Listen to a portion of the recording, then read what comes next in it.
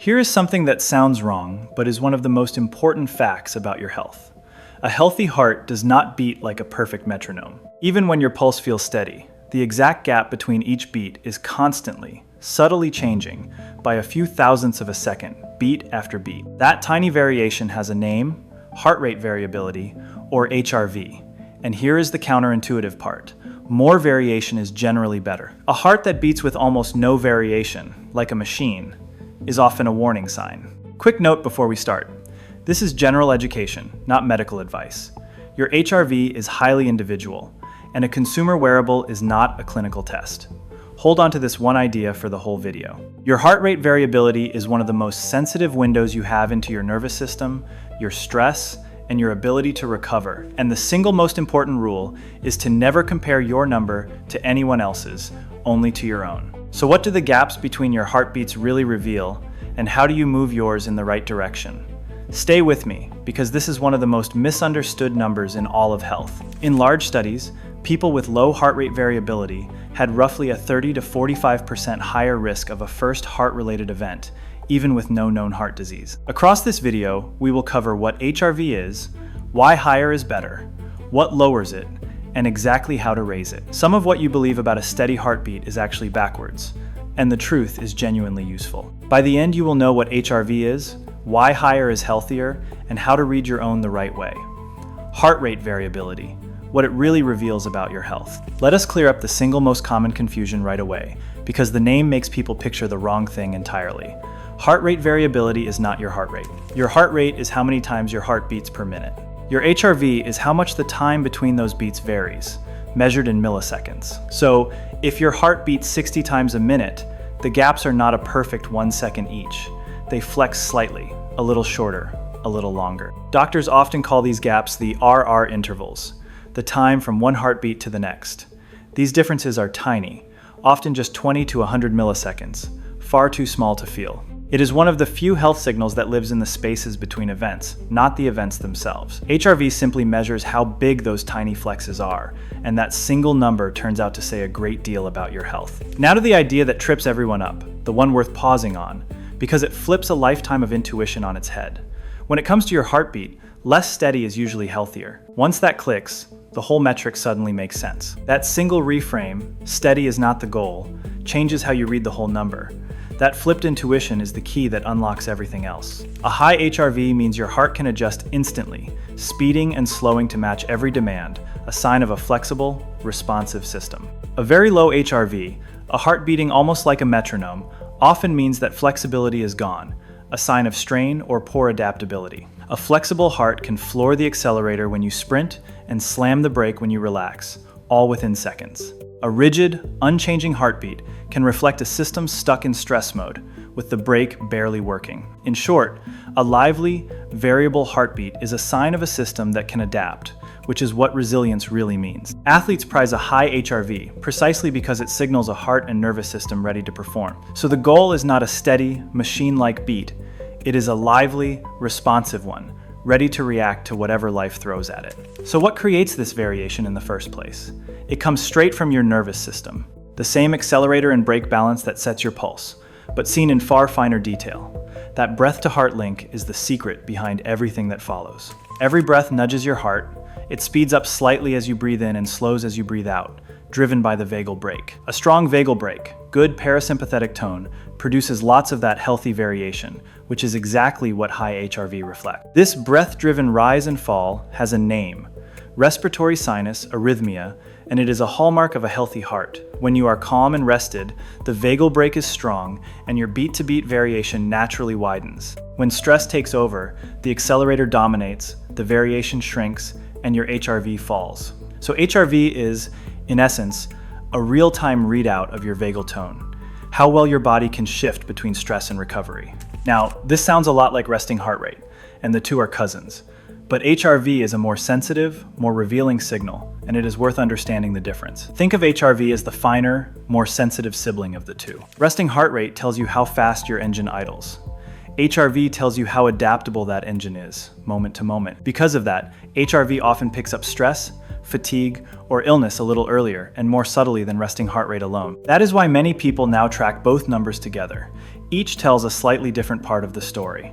A single reading of either number is noisy, but tracked together over time they paint a clearer picture. In practice, a sudden HRV drop with a rising resting pulse is one of the earliest signs you are run down. Read together, a rising resting heart rate and a falling HRV are a strong combined sign your body is under load. Now to the evidence that turned HRV from a lab curiosity into a serious health marker, because the links to hard outcomes are both strong and consistent. Findings that survive that kind of scrutiny are the ones worth trusting. A signal this consistent across so many studies is genuinely hard to ignore. A meta-analysis found that people with low HRV had a 32 to 45% higher risk of a first cardiovascular event, even when healthy at the start. Across many studies, low HRV is tied to higher all-cause mortality, with the lowest groups carrying roughly 1.5 to over 2 times the risk. The link held across ages, sexes, and countries.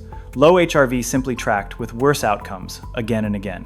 In some analyses, the lowest HRV group carried well over double the risk of the highest, a striking spread. That is why researchers describe HRV as a sensitive, early marker of cardiovascular and overall health. Importantly, these links remained even after accounting for traditional risk factors. HRV added information. After a heart attack in particular, a very low HRV has long been one of the most powerful predictors of who does poorly. But HRV is not only about your heart. Through the vagus nerve, it is wired into your brain, which is why this one number reaches into how you think and feel. It is a striking reminder that your heart and your mood are deeply intertwined. The same vagal system that creates high HRV also links the heart to the brain regions that manage stress and emotion. Higher vagally driven HRV is associated with better emotional regulation, steadier attention, and stronger working memory. People under chronic stress or with depression often show measurably lower HRV, the body and mind in lockstep. This is part of why slow breathing and meditation feel calming. They are quite literally raising your HRV. A resilient, high HRV nervous system tends to bounce back faster from stressful moments. It is a two-way street. Calming the mind raises HRV, and a higher HRV helps calm the mind. So a more variable heart often travels with a calmer, more resilient mind, the heart and brain quietly working as one system. Now, for the single most important practical lesson in this entire video, and the one people get wrong most often. HRV is wildly individual, so a number that is great for one person can be perfectly normal for another. So forget the leaderboards. Your only meaningful rival is your past self. Internalize that one rule, and you will use this number far more wisely. Your HRV is shaped by your age, genetics, sex, and fitness, so there is no universal good number that applies to everyone. A healthy person in their 20s might average far higher than an equally healthy person in their 60s, both completely normal. Even two equally fit, equally healthy people can have very different HRV numbers, and both be perfectly fine. Online charts of average HRV by age can be interesting, but they are a poor yardstick for any individual. So the golden rule is simple. Never compare your HRV to a friend's or an online chart. Compare it only to your own baseline. Once you stop comparing and start tracking your own trend, HRV becomes something genuinely useful, a daily readout of how well your body is recovering and coping. That personal context is what makes the number genuinely useful. Used like that, HRV becomes less of a score and more of a conversation with your body. This is why fitness trackers use HRV to build readiness or recovery scores. A high reading suggests you are well recovered. A sudden drop below your normal is a yellow light, not a red one. A nudge to ease off, rest, or train lighter that day. Over time, your own readings draw a personal map of how stress, travel, and training affect your recovery. A string of low mornings in a row is a clearer signal than any single dip, pointing to real accumulated load. The real power is spotting your own patterns, how a big night or a hard week reliably shows up the next day. Used this way, your own HRV trend becomes a private early warning system for stress, fatigue, and even oncoming illness. So what drives your HRV down on any given day?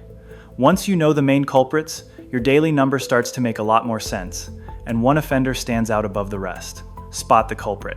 And a scary-looking number usually becomes an obvious one. Alcohol is the big one. Even a single evening of drinking can suppress your HRV for up to several days afterward. Poor sleep, high stress, illness, and dehydration all push HRV down, as does very hard exercise the day before. A late, heavy meal or a stressful evening can also quietly drag down the reading you see the next morning.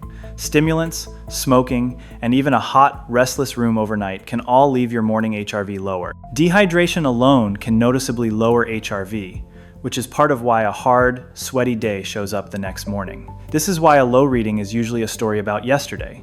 Your sleep, your stress, your last drink, written into the number. Now let me be straight with you, because HRV is powerful but also easy to misuse, and I do not want you chasing the wrong thing.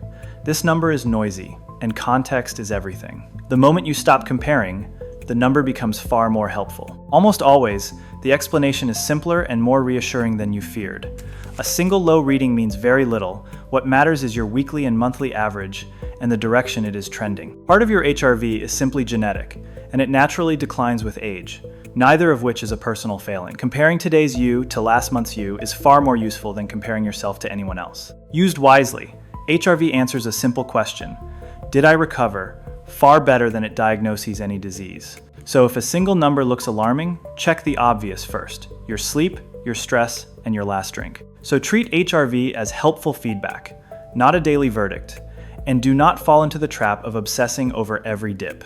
And here's the encouraging part: the reason this is worth caring about at all. The very same habits that build a longer, healthier life also tend to lift your HRV over time. If you take one thing from this entire video, make it caring for your recovery. Combining better sleep, regular exercise, less alcohol, and stress management can raise HRV by roughly 10 to 30% over a couple of months. Consistent aerobic fitness is a major driver. A fitter heart and nervous system simply produce more healthy variation. You may see your baseline begin to climb within just a few weeks of more consistent sleep and training. Recovery itself matters too. Rest days and good sleep let the gains from training actually show up in your HRV. The same trend that lifts your HRV, more fitness and better sleep, is quietly lowering your long-term risk. So a rising HRV trend is one of the clearest signs that your body is adapting well and your recovery is improving. And there is one tool that can nudge your HRV up almost on demand, and it costs nothing. It is the most direct line you have to that vagal break we keep talking about: your own breath. And unlike most health tools, this one is completely free. Slow, deep breathing at around 6 breaths per minute strengthens the vagal brake and boosts HRV, both in the moment and with practice. Just 10 to 20 minutes a day of this paced breathing can, over weeks, train a calmer, more variable heart. Many wearables and apps now include guided breathing modes built specifically to nudge HRV upward. Breathing slowly lengthens your exhale, and a longer exhale is exactly what activates the vagal brake. Even a few slow breathing sessions a week can, over time, lift your resting HRV baseline. It is the closest thing you have to a volume knob for your own nervous system, available anytime you need it. So how do you get a number you can actually trust? Like resting heart rate, a few simple habits separate a meaningful reading from a misleading one. Get the conditions right, and the number you see is one you can trust. Get the routine right, and your trend line becomes genuinely meaningful. Your trend is only meaningful once you measure it consistently. The most reliable readings come overnight from a wearable or from a short measurement at the same time each morning, in the same position. Take it under steady conditions for a couple of weeks, first, to learn your own normal range before you judge any single day. Avoid judging a reading taken right after coffee, a poor night, or a hard workout. Those will mislead you. Consistency of conditions matters more than the device. The same time and posture each day beats a fancier gadget. Then watch the trend. A steady or rising baseline is a good sign. A sustained drop is worth paying attention to. The honest summary: HRV is the tiny variation between your heartbeats, a sensitive read on your vagal tone, stress, and recovery, where higher and steadier, for you, is better. And the levers are real: fitness, sleep, less alcohol, stress management, and slow breathing, all tracked against your own baseline. And that brings us right back to where we began: the surprising truth that a perfectly steady heart is not the goal. The constant, tiny variation between your beats is a sign of a flexible, responsive, resilient system, and your heart rate variability captures it in a single number. Yes, it is deeply personal. Yes, it is noisy from day to day, and partly written in your genes. But here is the part worth holding on to. Read as your own trend. Over weeks and months, HRV is one of the most honest mirrors you have for how your body is really coping, and the habits that raise it. Moving more, sleeping better, drinking less, breathing slower are the very same habits that build a longer, healthier life. So do not chase someone else's number. Get to know your own rhythm and treat a calmer, more variable heart as a quiet sign that you are thriving. If this helped you understand your heart in a new way, share it with someone you care about, and subscribe to Vital 10 for more health by the numbers. A flexible heart is a resilient one. Learn your rhythm and gently lift it over time.